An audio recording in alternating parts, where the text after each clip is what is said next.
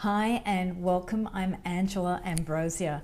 And so today in Shame-Free Love, we're looking at ending comparison. And why I'm being so dramatic about it is that shame has been running our culture and our minds for a lot of years, thousands of years. We've been living by comparison. So I'm going to discuss comparison as a nature, as a part of nature, as a part of life, as a part of hierarchy and organizing life. And then I'm going to look at how it permeates our bodies and our brains. So in I Love Mondays and in Shame-Free Love and in everything that I share with you, it's all about how do we recreate a new way of love. So why do I obsess about this new way of love? Basically, we're human beings in a physical body, and we have a spiritual aspect. And when that spiritual aspect comes into a physical body, that body is constantly looking to create and survive. So there's two things going on at any time: survival, which is just getting our needs met, and creation, which is going beyond our needs to the next thing beyond. So at any time, we've got these two systems going on, things that make us feel good and things that need us to go beyond into the unknown or to the explore. So if you think about life in those simple, primitive, simple ways, humanity is very simple. Love is very simple and powerful at the same time. Love is always about getting our needs met and also going beyond that into the unknown, expanding consciousness. And frankly, humanity wouldn't be here unless we had that need to expand and go beyond. So comparison came as a byproduct of being in the human body and in the biological body that constantly through our nervous system was going, that felt good. That didn't feel so good. And our limbic system, our emotional mind and our emotional behavior is designed specifically on a nervous system that picks up things that smell good, feel good, taste good, don't feel good, don't taste good, don't smell good. And if you might know, when it comes to attraction, you will find the smell of your partner, something that pulls you into them biologically, unconsciously, not something that you'll think about consciously. So constantly your nervous system is comparing to your memories of what feels good. And so if we're looking at the emotional brain and body, if you have an experience even when you're in your mother's belly and something wasn't good, like yelling, loud noises, smells, violence, anything in your environment that was perhaps threatening, that goes into your emotional body, into your emotional brain, and it's not done at the conscious level. So it's called implicit memory that's just there in the body. And this is proven in science. I'm not making this up. But if you look at anything to do with inner child development, and child development, they're studying and fascinated by this process of where the baby in utero will pick up in their actual nervous system and their bodies these feelings of safety and not safe, good and not good. So I've called it simply what feels good. So love is always about finding and satisfying that need to feel good and what feels good, and we want to attract that to us, and we want to avoid or sometimes push away those things that don't feel good. So the limbic brain is run on a system that starts to dominate. And if we go into shame, shame is about cultural systems where if we don't fit into what's good by the group or the culture, we start to compare ourselves to that. So again, we've got a couple of layers going on here.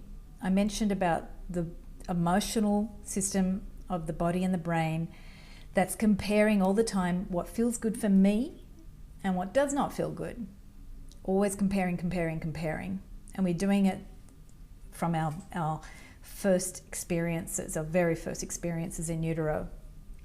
And then if we go into coming into a group, once we're born, once we form consciousness as a human animal Our consciousness is formed by those who raise us, by our society.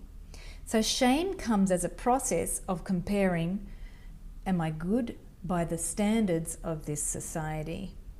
And comparison, not just is it in the nervous system now, it becomes part of the system outside of the body and outside of your own individual consciousness. So this is why I go on and on about now is the time to change and create new systems of valuing who we are, because our society is going through a huge shift. And it could collapse, our society, but it's not going to collapse in the way we think. Some people think that all cultural systems will just fall. We could have dramatic and drastic change, but the biggest change is going to start by how humanity individually starts to internally process and digest who they are. If we create new ways of being that are outside of our emotional body and brain, which compares what feels good, that doesn't feel good, and reacts from maybe bad experiences and judges them and reacts or overreacts in a way that doesn't actually see how there may be different responses. If we continue that old limbic system and emotional brain behavior, we're going to keep on supporting the cultural systems of shame, because those emotional judgments have become part of generations for thousands of years, and you've picked up your parents and their ancestors' judgments and fears that are held in the emotional brain, and you've been raised in them. So you've started to become that very thing that compares whether you're good or not. Not only if you've been hurt, where you think that something's wrong with you, and that's where shame becomes part of how you evaluate or value yourself, but also embedded in the body and emotionally, because of the way you're raised in this culture, you'll take the shame and the judgments and the fears of the culture. So the most radical change that can happen at this time is in human consciousness itself. Of course, we can have political shifts and different shifts in our economy, and balancing between the imbalances of the world and bringing in balance to our way of responding to our environment. But this all starts with your approach to your emotions and your conditioning and your ability to look at the way you think that compares you, chops you up and compares isolated parts of yourself. So comparison in a scientific way is also something we do to measure. So if we take it away from humanity, comparison in science or other fields of observation and in the logical mind is a way of measuring and comparing. So comparing by itself isn't a bad thing, but when it starts to tear the person apart and actually say that some parts of them need to be separated at all and evaluated as better or worse, this is when we actually go away from human being into a system of mankind or a system of society. So human being, by its nature, is not separate. It's a very complex organism, constantly measuring between the brain and the heart, which is what I do in the meditation practices, is simply bring your brain and your higher self into alignment with your heart. So this system can start to operate outside what that old limbic brain and emotional brain may have programmed in you. And we're not destroying the limbic brain, we're not pushing away the limbic brain, we're not running away from the limbic brain or those fears and emotions. We're creating a safe space to embrace and just hold those emotions, just like you would hold a baby or a small animal, just how you would hold a loved one if you truly wanted to accept them just the way they are. And when that process happens for you, your love relationships naturally start to go deeper. For some people, and I'm being very frank, some people don't want to go deeper in their love relationships. Some people just need safety.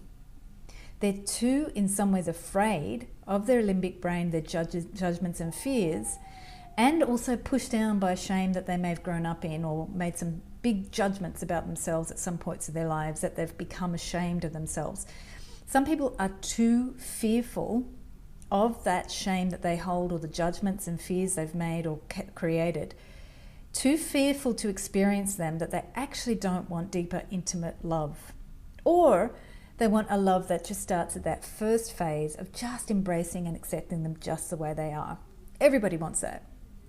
Some people want to go deeper and dive in deep and just throw out all the old stuff and discover a deeper connection to themselves. There's no right or wrong, but there is a deep freedom in acknowledging where you're at and where your partner's at. A relationship between you and your loved one, whether it's parent and child or a spouse relationship, if you can accept that your partner's where they're at and you're where you're at, then you can create a relationship. Then you can understand the safety they need, or if they need to go deeper, if they need to explore a different way of experience their body and themselves. And it doesn't need to be a relationship where you constantly understand each other, because I think that's one of the biggest pressures on love relationships these days, is this concept that we have to understand our partners. Sometimes you cannot understand your partner because they are unique, and that's why you're with them. They're mysterious to you and you are trying to experience them, which doesn't mean you're going to understand them all the time. Sometimes you just need to experience them, including what conflict or struggles they're going through. And that might actually be a piece of the puzzle that's going to shift and vibrate and open up you to something in you that attracted you to them, because you both have something that pulls you into a dynamic in a relationship. A relationship without some sort of tension really doesn't have a magnetic enough charge to keep people together. And that tension can be creative, and it can be also pushing you to go further. So that's a very creative process in itself. And that stimulates the second part of human consciousness. I said that after you have your basic needs met, we all need to grow. So don't expect that you've got to understand your partner, but do start to question, maybe they just need to feel good right now. Maybe they don't need to grow right now. And it's constantly like, if you are a parent, you have a child, the child is safe because they know you're there. The child is safe to explore or go further or leave mummy or daddy, and because they know you're going to be there that they can come back to. So the same in love relationships as adults, or as we grow up or grow older. We don't necessarily grow up. We grow older. We don't grow up. We literally are still children as we age, that are building on our experiences through life. And we still need to have that safety in order to grow. And sometimes if you didn't have that safety when you grew up as a child, your love relationship really needs to focus on building that. And then you can branch out from there. And once you have that base sense of, this is a safe place for us to grow, then other things can strip away. So I'm going to come back to comparison and look at how, if our language of where we compare ourselves internally of, I'm not good, or that doesn't feel good, and that person's not good, and I'm not good because I didn't measure up to something outside of me. So comparison, while it's a very important function of the mind and the logical mind in order to make sense of our reality, and even the emotional brain needs to compare when things feel good and don't feel good, if it's used to judge and evaluate the self or value the self, it can become destructive. So when I talk about the language to look for when you are going into comparison, first off, the first way it's obvious to look for comparison when you're in a love relationship is when you start blaming the other person. So already, if you're starting to say the person's bad, something's there to look at how your mind works and how your emotional brain has perhaps made judgments or has fears about that person's behavior. So if they've got angry or blown up in the past, you could have in your emotional brain programmed, okay, this person's bad because they said mean things to me. Therefore, if they start to get upset again, the emotional brain might go, uh-oh, they might make me bad again. So that person's bad. So anytime we use blame, there's always something there where we're comparing in the emotional brain. And not necessarily is it connected to you feeling bad, but it's just connected to a fear that the relationship may not be something that you can control or that you like. or that it's connected to an argument or a situation where you didn't end up feeling safe. So shame can become part of that mix, and comparison can be then used to start comparing whether the person somehow measured up to your needs in the relationship and whether they tick all the boxes. So we all do this. It's a part of being in relationship. And after years of being together, couples who have successfully stayed together realize that that's just a habit of how the emotional brain works, and they look at the things that are going to keep them together, the shared values, the shared dreams, where they live together, children, wanting to build something together. These are the things that a relationship needs to grow in order to sustain the bond. So then, how does shame in our language, when we're not talking about others, but we're talking about ourselves, show up? So a really easy one is I should, I could have, I must, am I XYZ enough? And there are lots of subtle ways in our language that are very unconscious, where we actually create this sense that somehow there's something wrong with us and we didn't measure up. So I invite you, before the end of this year, which is coming up in a few weeks, to study your language. Listen, hear the words where you are finding yourself starting to really think that there's something that you're missing or lacking, or you could have, should have, must. And also language where you always are wrong, or that person never does this, they always do that. So when we go to blaming others, we'll say that they always this, they never do that. So we start to actually categorize them in a black and white situation. And you can see this in the politics at the moment. Our world and our society is really big at saying shoulds and musts and this and that and the other. And it's accelerated or exaggerated at the moment because we personally need to see it inside of us. That's when things are really black and white in our world. It's so we individually can feel the pressure and our fears come to the surface. So I invite you to just look at your language in love, where you are condemning your body, you're saying things to your body that somehow you're not measuring up and you're lacking. And it can be at the moment because of the general culture where we're in a period of wanting to understand why peace is almost beyond us, and we need to see the conflict to understand why peace is not here. Because there's at this moment fears or promises of war, and that triggers up inside of us any fears about not being able to sustain peace and the conflict within us. So it's a really good time to look at those languages and see what you're tired of tolerating, what you no longer wish to actually bring into your love language, your way of speaking to yourself. For some people, it's easier to focus on others. So if you find that you feel you're too hard on other people, this is a perfect example of how to start working on your language. What is the language that you're too harsh on them? Where do you feel like you're saying words that want them to be something that you so-called need, or wanting to be something other than they are? And if you don't feel like you're too hard on them, if you feel like they should be something other than they are, then look at that judgment or that desire that you have for them to be something other.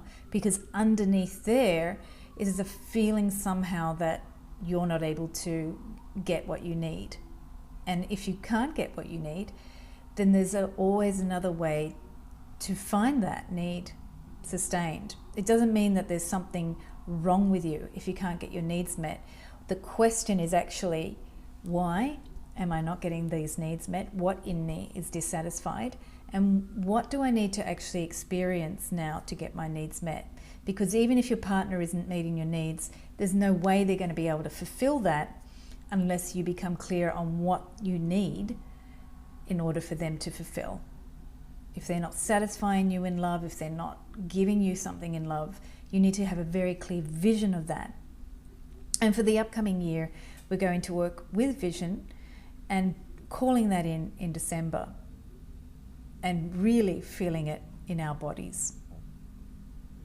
So shame can be something in our language that becomes programmed unconsciously. The couldas, shouldas, wouldas of our world are becoming or have become the way our brain starts to think. So when we do meditation, it's a very important way to step outside of society and connect to your highest self or just your inner self. And really, today it's a very simple meditation, which is simply asking you to feel the heart, asking for it to expand, and asking for its love language. I'm not referring to the 5 love languages, which are gifts, quality time, words of love, touch, and acts of service by Dr. Gary Chapman. I'm actually talking about the unique language of love, which your body needs to actually speak to you. When you're in meditation and we're focusing on love, we are actually asking our heart to speak to us. And our heart is a direct connection to your higher self. There can be some things interfering with that connection. And sometimes that love that you're looking for is simply to enhance that connection to your higher self. So if you do have the limbic brain and the emotions coming up and somehow destroying your life, your higher self needs to step in and actually build a better relationship with your language to yourself, with your language that is poisoning you or somehow triggering in you an old way of being that's really just not really helpful. Comparison is helpful when it looks to be creative and find solutions. If comparison is about lack or destroying, it's just destructive. It's that simple. We need to have our needs met and we need to grow, the 2 basic needs for love and for love that sustains. If you only have your needs met in a love relationship, you will look further or outside the relationship for growth, and there's nothing wrong with that. But if you harm your partner to do it, then you have to think about the consequences of harming them. If you can actually look outside the relationship and sustain the needs of the relationship and have both growth and needs met, then the relationship can keep growing or going. But you do need to ask, what is the best thing for my partner and for myself, if you're going to keep the relationship or if you're not. So at any time the questions are the same: what is the best for myself, what is the best for my partner, and what is the best for the relationship. So today, as we go into that language of love in the heart, you may notice that as you experience the heart, it's not necessarily a verbal language. It's actually a language that can come in a sense of the body itself, and there may not be words for it. It actually just feels like a presence or a sense of quiet or a sense of comfort or even a sense of fear. People think that fear is a sign that you're not meditating. Actually, when the fears or experiences of emotion come up, meditation is the best place to experience those feelings, and it's a safe place to start to begin to retrain the body with connection to a higher self or a higher power, if you call on those, to see what it is that you need. And you'll notice that when I do a heart connection, I ask to connect to a higher self or higher power in order to access your higher emotions and higher brain. So the brain has in it the limbic brain. It has in it the grey matter on top, like your football helmet, the cortex, which has a lot of language and thoughts and a lot of meaning. And then it's got the prefrontal cortex, which is where we access the third eye, the front of the third eye, and we access higher thinking and higher emotions, joy. So that in meditation we can connect to that third eye, or you can just connect to your brain. There's no real reason to try and make it specific, just make it meaningful for you. When I'm describing the parts of the body, you're going to be experiencing your experience of the body. And as you do repetition with that connection in the meditation, you're beginning to understand your experience of the body more. And this language of love itself, being present with your body, leads to a new way of being with your body and with a language that is actually more accepting and embracing. So it's why it's the formation of what I teach, connecting to the body, because the higher self is always accessible, but it doesn't always make it clear how it relates to your physical body. And that's the main focus of the meditation work I do. So even there now, as you breathe and feel the body, connect to the body, we're simply going to step into a shame-free love where you are expecting to have a language of love that becomes clearer and clearer to you of how to connect your higher self to your heart and your body. And in that space, I will ask, what are those situations or perhaps words or actions or even people that are actually maybe not in alignment with the language of love that's suitable for you, with the way of love that's suitable for you. And if they're not in alignment, we're going to ask a few more questions to see how that person is actually reflecting to us things that we may need to become more clear about in the way we speak in our relationships, or the way we speak about to ourselves in our relationships. So begin by closing the eyes.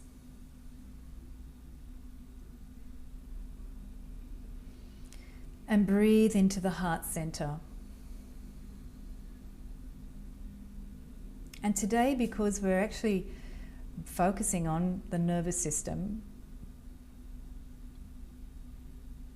and releasing any patterns of shame, bring your awareness to the feet.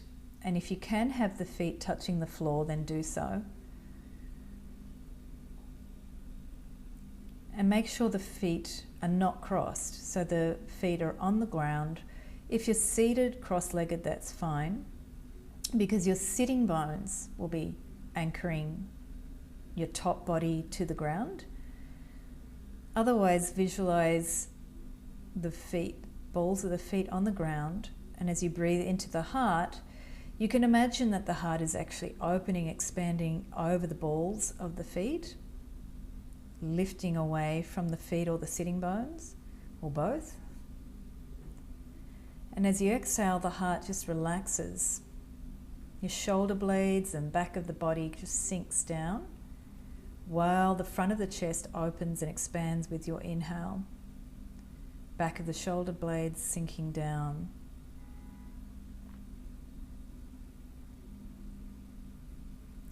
And this time we're going to breathe into the top of the head and the brain. So when I say brain, just notice what comes to you. Maybe you're having an image, maybe you can feel the top of the head or one part of the head. Maybe you just feel a big blob. So breathing into the brain. And visualize or sense or see that brain, two hemispheres of your brain, hovering over the heart center in the middle of your chest. So as you inhale, you breathe into the two hemispheres of the brain. As you exhale, you breathe out through the center of the chest and down the feet, or down into the sitting bones, into the earth. Breathing into the top of the head.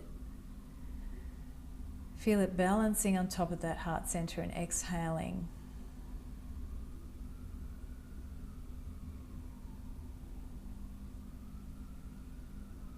So if you can, just ask for that marriage or union between the brain and the heart. And you can visualize the golden light coming in from above your brain, connecting you to your higher self, with a line of golden energy coming all the way down from the brain and into the heart center, asking for that alignment between heart and brain. Heart center aligning with the brain center. And as you breathe in, you can visualize the breath almost moving the golden light all the way from above your head down into the heart. As you're breathing in and out, you can visualize that golden line of energy.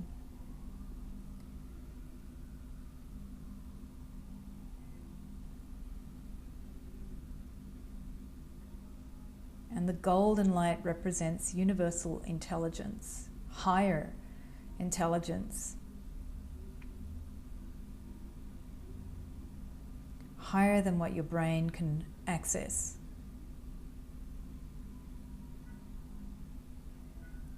Accessing all intelligence available.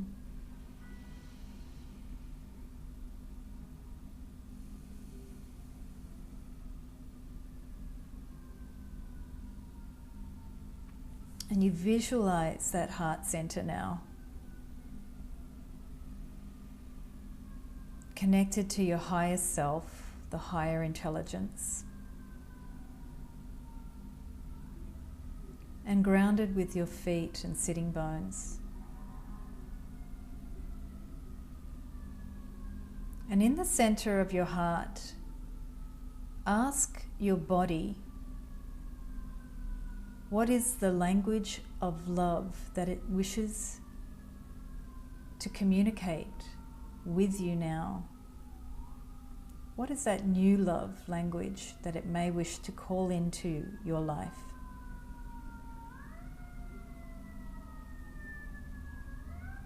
It could be words of love. It could be a feeling. And it could even be new behaviors or activities that make you feel that love in your body, and that make your body feel that you are loving it and are free to be exactly who you are.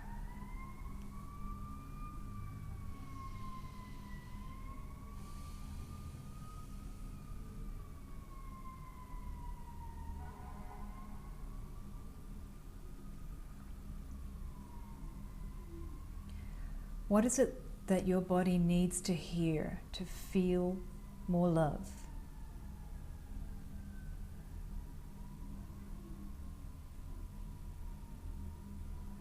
What are the words or thoughts that support your body?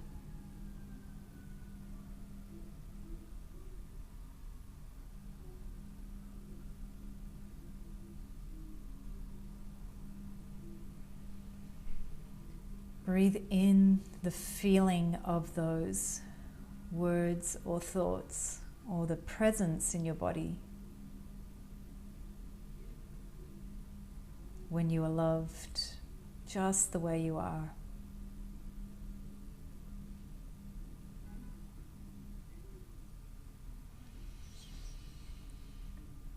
This time, as you breathe into the heart center, ask if there is any situation, words, thoughts, or person that is not in alignment with how your body wishes to receive and be loved.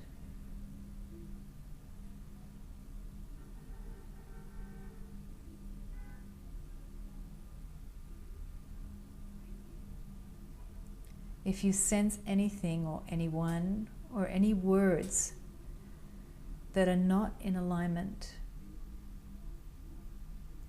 then ask for your body what they need to say or think in order to express how this is not in alignment with the way your body wishes to be loved.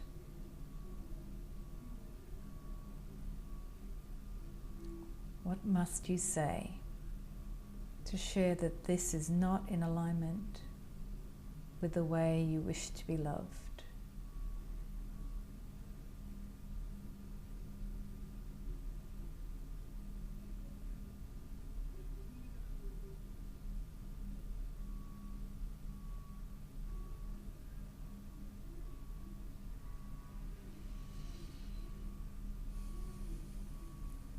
feel that golden light in the center of your heart, surrounding any feelings or words or thoughts.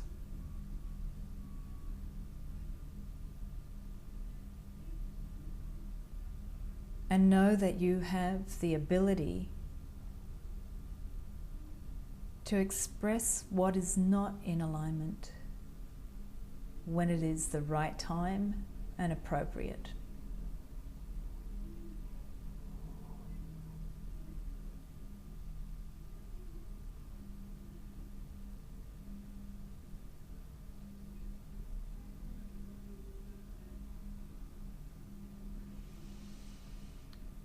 Breathe into the center of the chest. Feel the brain balancing above your heart center, and then from the top of your head all the way down your feet, exhale and anchor and ground yourself in the physical body.